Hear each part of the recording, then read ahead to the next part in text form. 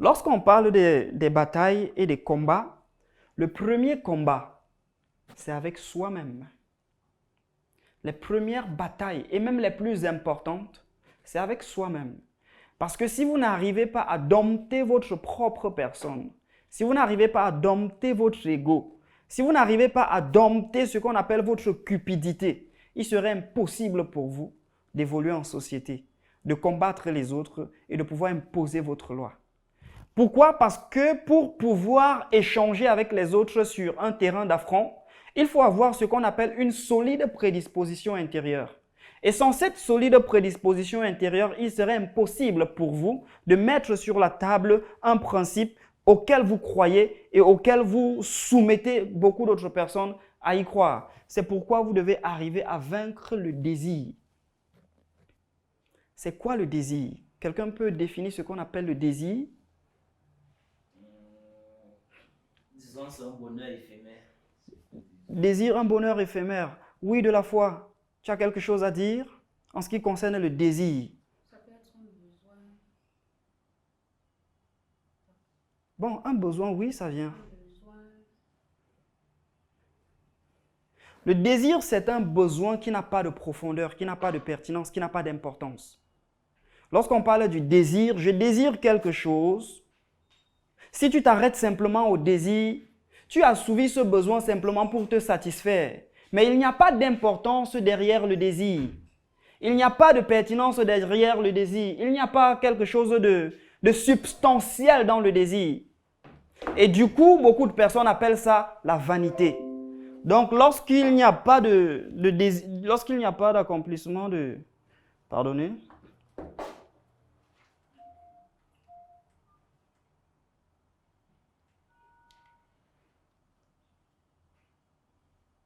Donc, lorsque cette action ne vous amènera pas ce qu'on appelle un résultat concret qui contribue à vous développer et à ce que vous évoluez, on appelle ça le désir. Et non seulement le désir, vous devez pouvoir vaincre vos limites. Parce que les véritables batailles avec les autres, ça dépend aussi de votre niveau de conscience. Et votre niveau de conscience, nous l'avons déjà vu dans les conférences précédentes, ça dépend peut-être de votre environnement. Ça dépend du statut social dans lequel vous vivez. Ça dépend de votre famille. Ça dépend des propres perceptions que vous avez en ce qui concerne les autres, le monde et la vie. Donc, si vous avez ce qu'on appelle des pensées limitantes, si vous avez ce qu'on appelle des pensées restreintes, si vous avez des pensées qui ne sont attachées qu'à quelque chose de minable, il serait impossible pour vous de faire la loi. Parce qu'il faudrait que vous compreniez un certain nombre de choses lorsque vous franchissez certaines limites. Vaincre ces limites, c'est que vous arrivez dans un environnement, vous voyez des gens sont en train de parler de milliards. Son objectif, il a mis l'objectif le plus petit au niveau du milliard. Et quand on demande ta part d'objectif, tellement tu as été influencé par la pauvreté, influencé par le climat, par l'environnement, les milieux que tu as rencontrés n'étaient pas des milieux favorables. Et du coup, tu crois que les gens qui parlent de milliards sont toujours des malhonnêtes. Que tu crois que les gens qui parlent de milliards sont des sorciers. Tu crois que les gens qui parlent de milliards sont des personnes extraterrestres. Non. Tu dois pouvoir vaincre ces limites si tu veux imposer ce qu'on appelle ton nom dans le concert des nations. Parce que si tu n'arrives pas à vaincre tes limites, c'est ça un autre combat que tu dois pouvoir comprendre. Vous devez vaincre le doute. Ça, c'est avec soi-même. On n'a pas encore commencé les combats avec les autres, non. Parce que les combats avec les autres, quelquefois, ne sont qu'une projection de ce que nous sommes véritablement. Donc, pour pouvoir vaincre les batailles et même pouvoir les choisir, l'un des éléments phares qu'il faudrait déjà écarter, c'est le doute. C'est quoi le doute? C'est ce sentiment qui vous donne l'impression que vous n'êtes pas à la hauteur. C'est ce sentiment qui vient vous convaincre que le chemin que vous êtes en train de prendre n'est pas le meilleur. C'est ce sentiment qui vient vous dire que le business que vous voulez initier n'est pas le business favorable par lequel vous allez vous épanouir. Et pendant qu'il le fait, il crée ce qu'on appelle des mécanismes de connexion pour que vous puissiez voir de manière palpable ceux qui ont fait la même chose et échoué. Ceux qui ont fait la même chose et ont mal fini. Ceux qui ont fait la même chose et ça a mal tourné. Donc, tellement l'impression sera très grande et ça va consolider l'émotion en vous que pour vous, vous allez comprendre qu'il ne faut pas prendre de risques. et la meilleure sécurité que vous allez trouver sera l'inaction, sera la non-combativité. Et puis vous allez signer forfait. Vous allez dire, je dépose les armes. Pourtant, le combat n'a même pas encore commencé. Parce que tu ne peux pas te lever et dire que tu vas combattre si tu portes en toi ce qu'on appelle le casque du doute. Tu es mort avant de commencer. Mort avant de commencer. À côté du doute, il y a ce qu'on appelle les plaintes. Ça, c'est avec soi-même toujours. Hein. On n'a pas encore commencé les véritables combats où l'autre va te cogner, et puis il faut que tu répliques. Parce que pour être capable de cogner et qu'on réplique, il faudrait que tu aies déjà dépassé toutes ces étapes. Et l'autre étape que vous devez pouvoir dépasser, ce sont les plaintes. Les plaintes, c'est pour les faibles. Les plaintes, c'est pour les nuls. Les plaintes, c'est pour ceux qui sont médiocres. Les plaintes, c'est pour ceux qui ne veulent pas agir, ne veulent pas mouiller le maillot. Les plaintes, c'est pour ceux qui ne trouvent aucune raison ou aucune motivation d'avancer. Donc pour eux, ce sont toujours des raisons pour s'asseoir et rester tranquille. Les plaintes, c'est pour ceux qui considèrent que c'est tout le monde qui est responsable de leur pauvreté. Tout le monde est responsable de leur manque de connaissances, manque d'instruction. Pourtant, aujourd'hui, il y a la possibilité d'apprendre, de s'instruire de façon autodidacte parce qu'il y a Internet, il y a beaucoup de livres qui sont mis à disposition de tout le monde. Vous pouvez donc vous cultiver, vous développer et vous améliorer. Mais si vous continuez à vous plaindre, c'est parce que vous ne trouvez pas ce qu'on appelle une véritable raison pour vous mettre sur le chemin. Lorsque vous avez vu l'image du départ, vous voyez l'animal comme quelqu'un qui est prêt à reculer? Vous avez vu l'animal comme quelqu'un qui est prêt à faire chemin-retour? Non, parce que la position qu'il prend, c'est une position de non-retour. La position qu'il prend, c'est une position de conquérant. Et lorsqu'on est un conquérant, on est objectif. On est focalisé sur sa proie. On est focalisé sur ce qu'on veut remporter à la maison le soir. Donc, lorsque je sors le matin, c'est pour rentrer le soir avec des résultats. Parce qu'en sortant de la maison, je suis sorti avec des objectifs et un plan. Donc, je ne peux pas sortir avec des objectifs et un plan. Je rentre encore avec des objectifs. C'est pour dire que je n'ai pas eu une journée fructueuse. Je n'ai pas eu une journée qu'on appelle une journée garnie.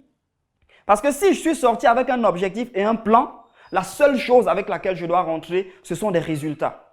Et je ne peux pas avoir des résultats si je passe la journée à me plaindre, non.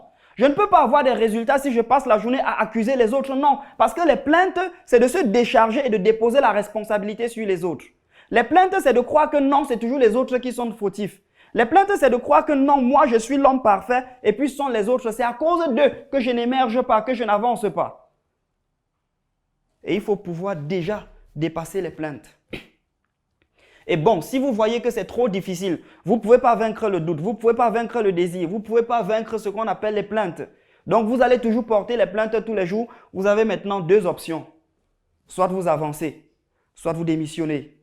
Est-ce que c'est trop difficile? Est-ce que ça fait mal? Est-ce que c'est insupportable? Si c'est le cas, alors vous avez deux options. On va prendre la seconde option ou la première option, ça dépend de vous. Donc, vous allez maintenant trouver par vous-même les raisons d'avancer. Vous allez trouver par vous-même les raisons de vous mouvoir. Vous allez trouver par vous-même les raisons qui vont vous donner ce qu'on appelle l'assurance de continuer. Sans ces raisons, ça devient très compliqué et très difficile. S'il s'agit d'avancer,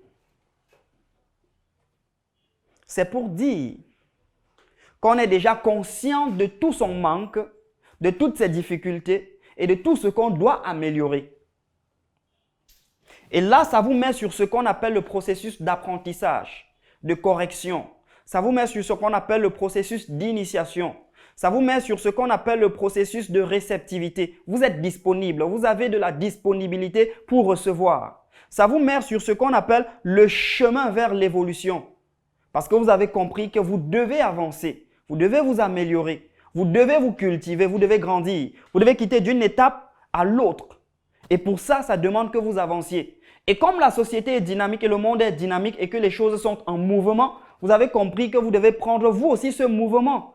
Mais le mouvement n'est pas synonyme d'évolution parce qu'il peut y avoir un mouvement de régression. Donc, ce que vous devez prendre, c'est un mouvement ascendant qui vous donne de la substance et qui vous améliore, qui vous construit et qui apporte une plus-value sur la personne que vous êtes aujourd'hui, contrairement à celle que vous étiez hier. Si c'est difficile, les gars, pardon, démissionnez. Vous voyez? Démissionner, c'est simple. Tu arrêtes tout. Tu ranges ton sac et puis tu rentres à la maison, tu te couches, tu dors. Après avoir traversé toutes les étapes, si tu vois qu'il n'y a plus de possibilités, frère, démissionne. Ça ne va rien faire. Oui? Mais est-ce qu'il est possible de vaincre le doute? Mais bien sûr. Il y aura toujours un petit doute. Oui, naturellement. Si tu avais bien suivi la conférence sur la peur que j'ai développée, c'est que chaque jour que tu te réveilles, en fonction de l'objectif avec lequel tu t'es réveillé et en fonction du plan avec lequel tu t'es réveillé, il y a toujours un compagnon qui va te dire, frère, l'objectif d'aujourd'hui, tu ne vois pas que c'est trop costaud. Donc, à chaque étape, ne croyez pas que les grands coachs, les grands conférenciers ne connaissent pas ce qu'on appelle le doute et la peur. Hein? Non. Nelson Mandela disait que le courage, ce n'est pas l'absence de peur, mais c'est la capacité de la vaincre. Donc, plus tu es conscient que le doute sera là, que la peur sera là, mieux tu es préparé. C'est pour ceux qui n'ont pas conscience que le doute leur rendra visite ou la peur leur rendra visite, qu'ils croient que non. Parce qu'aujourd'hui, tu es en train d'évoluer sur un projet de 500 000. Et naturellement, tu veux t'améliorer, non?